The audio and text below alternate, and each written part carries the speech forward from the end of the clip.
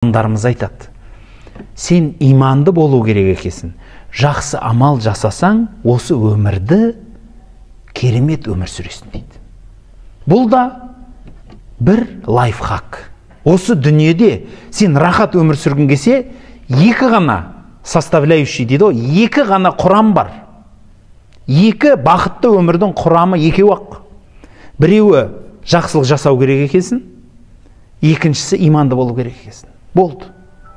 Бірақ екеуі де айтуға оңай. Ол екеуін ашсаңыз үлкен дүние жатыр. Иманды болу деген сөз өте кең мағына.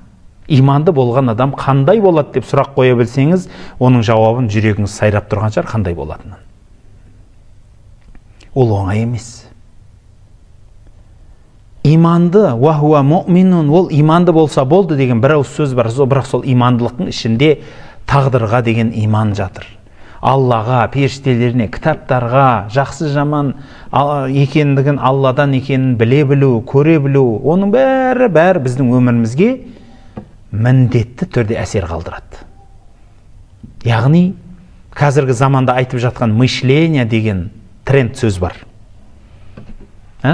Андай не дейді? Денежное мышление деген бар.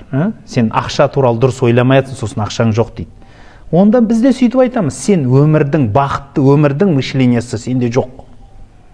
Сол үшін сен өмір сүре алмайсың дұрыс. Бақытты өмірдің мышлениясы дейік па? Онда сөйтіп ақ айтайық. Бақытты өмірдің саналау түрі, саналау әдісінің бірі ол иманды болу. Сіз егер имандылықтың оның ашып түсіне алмасаңыз, сіз бақытты өмір сүре алмайсыз.